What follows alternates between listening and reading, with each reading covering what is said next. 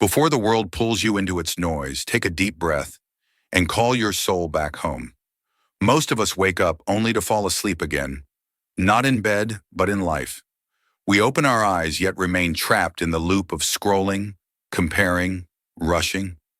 Our bodies awaken, but our minds are still lost somewhere between yesterday's worries and tomorrow's plans. But what if, before touching your phone, before stepping into the noise, you touched your own awareness first? Each morning is not just a routine, it's a secret doorway to meet yourself again. As the Buddha once said, what you feel, you attract. What you imagine, you create. Your first thoughts each morning are like the brushstrokes of your day, quiet yet powerful enough to shape your reality. So before the day claims you, claim yourself. Whisper to your own heart 7 gentle truths that can transform chaos into calm, distraction into direction, and noise into presence. Because the way you begin your morning isn't just how your day unfolds, it's how your life unfolds. Pause, breathe, feel that quiet space inside you. That's where your strength lives. And if you don't know what to say yet, just type "My Morning, My Power" in the comments. It's a simple reminder that peace is not something you find, it's something you remember. And as we move into the next part of today's video, the quiet witness within, let's explore a truth that can change how you experience every moment of your life. Every morning, the mind wakes up before the eyes do. Thoughts rush in like waves. What if I fail today? What do they think of me? Will things ever change? Before your feet even touch the ground, you're already standing in the storm of your own thinking. Most people suffer not because life is cruel, but because they mistake every thought for truth. They hear an anxious voice and call it me. They feel a worry and believe it defines who they are. But you are not that noise. You are the one who hears it. In Buddhist wisdom, the mind is like a restless monkey, jumping from branch to branch, never still for a moment. But behind that monkey mind lies something vast, open, unshakable, the clear sky of awareness. Clouds may pass, storms may rage, yet the sky remains untouched. That sky is your true nature. When you learn to watch your thoughts instead of fighting them, something profound happens. You stop being a victim of your emotions and start becoming their witness. You begin to see anger as a passing wave, fear as a visitor, not a permanent resident. Take a moment.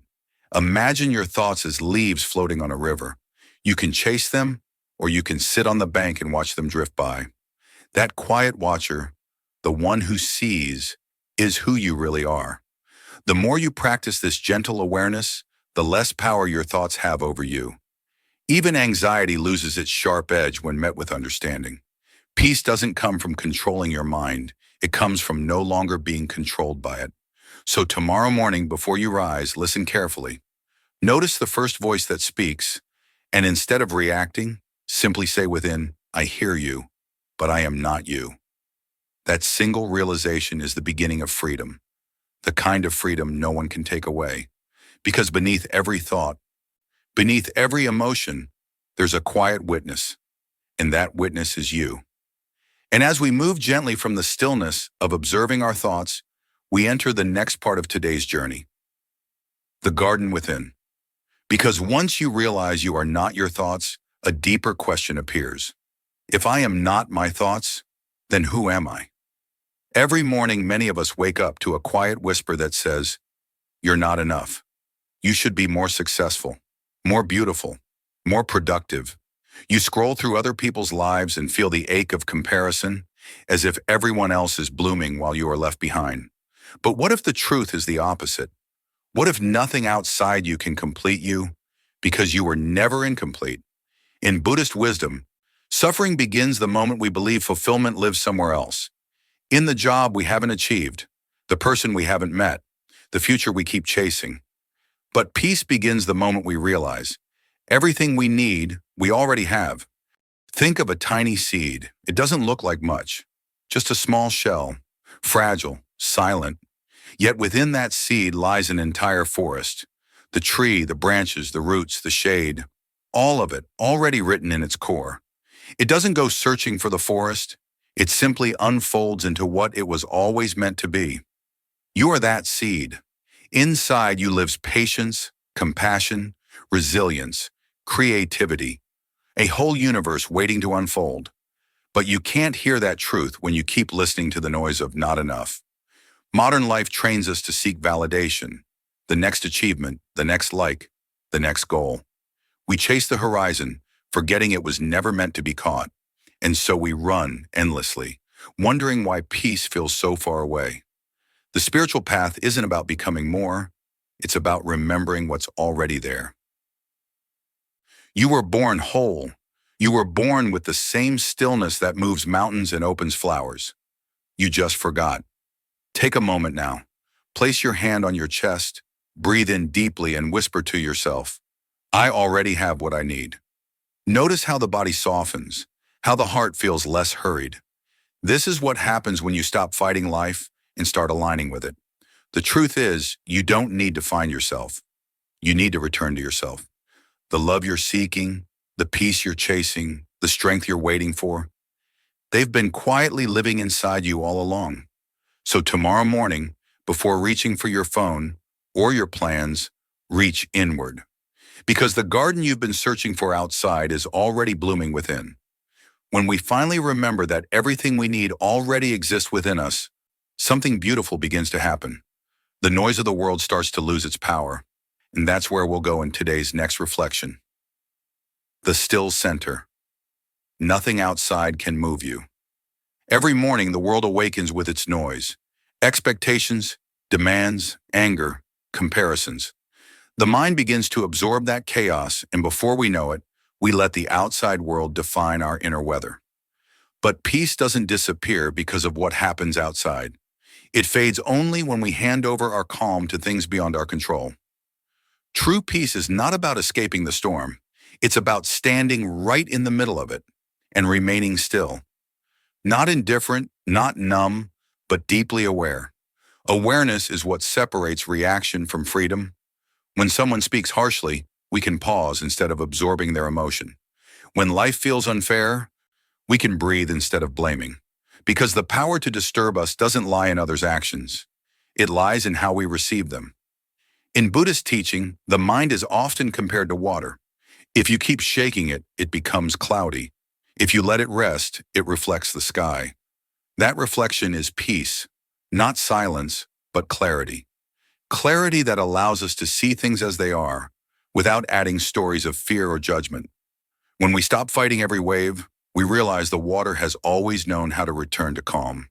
It's not about building walls against the world. It's about remembering that what is unshakable is already inside us. Nothing outside can truly move what is still within. Ask yourself gently each morning, can I stay soft in a world that can be sharp? Softness is not weakness. It's wisdom. The ability to stay open, kind, and present even when the world turns cold. Peace doesn't mean avoiding life. It means participating in it fully without losing yourself. When you remember that, the outside world no longer decides your peace, you do. Because peace is not something we chase. It's something we protect. By returning again and again to that still center within. When we realize that nothing outside can truly move us, we begin to touch something sacred, the quiet space where peace lives within. From that stillness, a new choice becomes possible, and that's where we'll go in today's next reflection. The power of presence, choosing stillness over pressure. Most people wake up already running, even before their feet touch the floor. The mind races ahead, plans, tasks, emails, unfinished goals, as if life begins somewhere in the future. But the morning is sacred. It was never meant to be rushed through. It was meant to be lived into. In Buddhist wisdom, pressure is often born from illusion, the illusion that life is waiting for us somewhere else after we finish all we have to do. But life is not waiting. It's happening now in the gentle inhale, in the soft light across your room, in the warmth of your first cup of tea. The Buddha once said, "The trouble is, you think you have time. We live as though peace will come after the deadline, after the success, after we fix everything. But presence is not something to earn. It's a gift we reclaim, the moment we choose to stop chasing and start noticing. Pressure always whispers, "Hurry, you're behind." Presence softly replies, "You're already here." When we are present, even ordinary things become luminous. The sound of birds, the way sunlight dances on the wall, the silence between breaths. These are not background details. They are life itself unfolding. Presence doesn't mean we abandon responsibility. It means we perform each action with awareness, without letting anxiety dictate our rhythm. When we bring mindfulness to work, to family, to movement, the day flows, not from urgency, but from alignment. Pressure contracts the body, presence opens it. Pressure lives in the mind's future, presence breathes in the now. Pressure says, "Prove yourself." Presence whispers, "Be yourself." And when we choose presence, we're not losing productivity, we're finding clarity. Because from clarity, everything we do carries peace instead of tension. Imagine starting your day not by reaching for your phone, but for your breath. Not by checking the world, but by checking in with your heart. The tone of the entire day shifts. Your actions flow from calm rather than chaos. You move with the world, not against it. Today, let this be your quiet mantra. I choose presence over pressure. Let it guide your steps, your words, your thoughts. Not as an escape from life, but as a return to it. The world doesn't need a faster you. It needs a more present you. Because when you are present, peace expands, and everything else begins to fall into place. When we begin to live from presence instead of pressure, something beautiful unfolds. Space. And in that space, life begins to breathe again. That's where we're headed next in today's reflection. The art of surrender. Letting go so life can flow. Each morning we wake up already holding on to plans, to expectations, to outcomes. We grip the day before it even begins. We try to control how things should go, who should respond, what should happen. But the truth is, the tighter we hold, the less life can move through us. In Buddhist wisdom, attachment is the silent seed of suffering. Whenever we say, "It must be this way," we build an invisible cage around our hearts. Because the moment life doesn't follow our script, we begin to fight with reality, and reality always wins. Letting go doesn't mean giving up. It means allowing things to unfold without losing your peace. It's trusting that life has a rhythm wiser than your plans. Just like a river, it doesn't resist the rocks in its path. It flows around them, singing its own song. There's a quiet power in surrender. When you stop forcing, your energy softens, your intuition sharpens.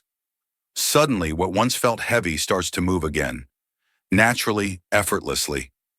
Think of bamboo in the wind. It bends deeply, but it never breaks. Its strength lies not in resistance, but in flexibility. That is what true inner strength looks like. Not rigidity, but resilience. Every time you let go of control, of resentment, of the need to be right, you make space for life to surprise you. You make room for grace, for peace, for the unexpected beauty of what is. Sometimes letting go is as simple as a breath, a single exhale that says, "I release." And in that moment, you return to flow. The morning is the perfect place to practice this art. Before the world begins to pull you in all directions, take a breath and whisper to yourself, "I release the need to control. I allow life to flow through me." You might notice, the more you let go, the more aligned everything feels. Opportunities appear without strain, conversations unfold with ease, and you move through the day lighter. Because letting go doesn't mean losing direction. It means trusting the current to carry you where you belong. The river doesn't ask where it's going. It simply flows, knowing that the ocean is its home. In the same way, your heart already knows where it belongs. You just need to stop clinging long enough to feel it. So this morning, let this be your quiet practice. Let go so life can flow. Because peace isn't found in control, it's found in trust. And when you trust the flow, you stop fighting with life and start dancing with it. When we learn to let go, something shifts inside. Space opens and peace begins to settle. And within that stillness, another transformation quietly unfolds. Gratitude turns the ordinary into the sacred. Each morning, life gives us a new beginning, but most of us rush past it, chasing notifications, tasks, and deadlines, forgetting the most miraculous truth. We are still alive. The breath that enters your lungs isn't something you created. It's a gift. And yet, how often do we pause to notice it? Buddha once said, each morning, think of 3 things you are grateful for, and you have already meditated. Gratitude is not a ritual, it's awareness in motion. It's the ability to see light in the smallest of things, the warmth of a cup of tea, the sound of birds, the comfort of someone's presence. It transforms what's ordinary into something sacred. When you live in gratitude, comparison fades. The sense of lack dissolves. Because gratitude says, this moment is enough, I am enough.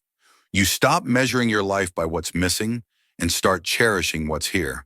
In a world that constantly tells us we need more success, more recognition, more speed, gratitude becomes a quiet rebellion. It's the art of slowing down to truly see, to taste, to breathe, to feel. When you say thank you to life, not as words but as presence, everything softens. There's a saying, the miracle is not to walk on water, but to walk on earth with awareness. Gratitude is that awareness. It doesn't change the circumstances. It changes the way you see them. A simple breakfast becomes a blessing. A stranger's smile becomes a reminder that kindness still exists.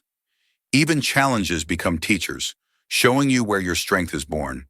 When the heart is grateful, the mind stops demanding. You begin to realize that peace isn't found in what you gain, but in how deeply you can appreciate what you already have. Gratitude anchors you in the present. It's the bridge between mindfulness and joy. So each morning, before the world awakens fully, pause for just a few seconds. Place a hand over your heart and whisper, thank you for this breath, for this body, for this chance to live another day. In that moment, you are practicing the purest form of meditation, the meditation of appreciation. The truth is, a grateful heart can turn even pain into wisdom.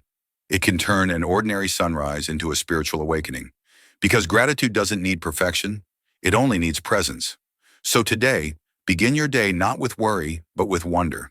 Not with hurry, but with humility. And see how life unfolds, gently, beautifully, when you walk through it with a thankful heart. For when your heart knows gratitude, the world is no longer something to conquer. It becomes a sacred space to contemplate, to love, and to simply be.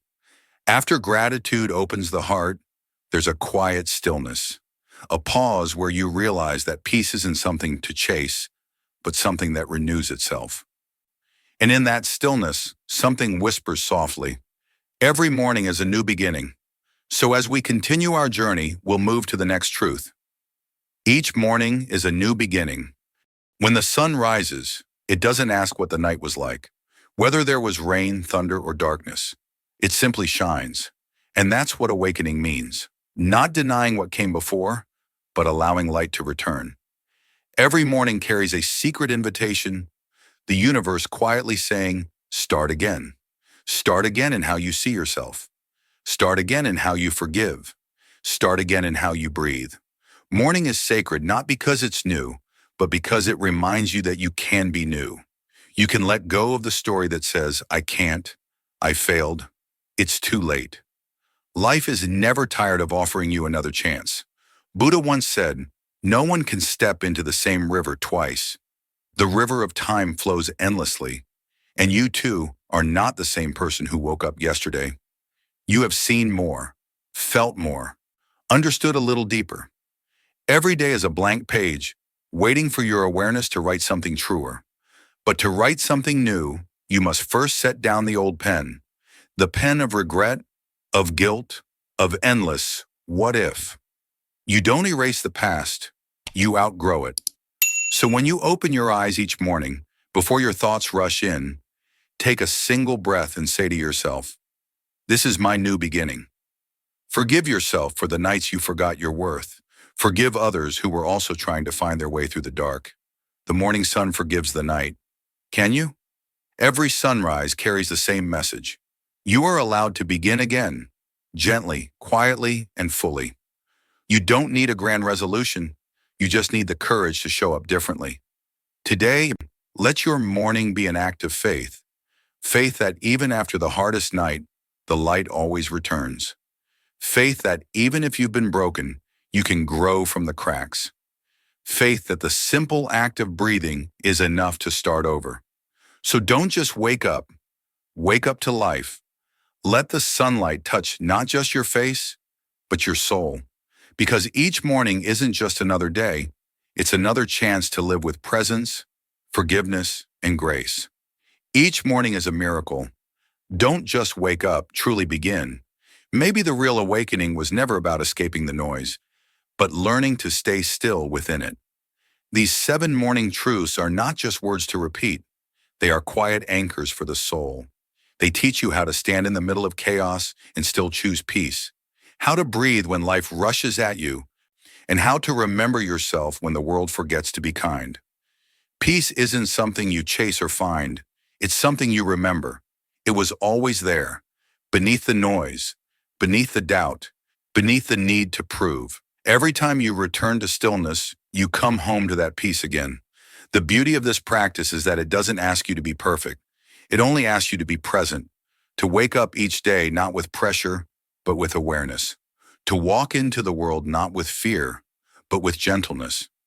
Because awakening is not a grand event. It's the smallest choices you make every morning, to pause before reacting, to breathe before speaking, to notice the miracle inside the ordinary.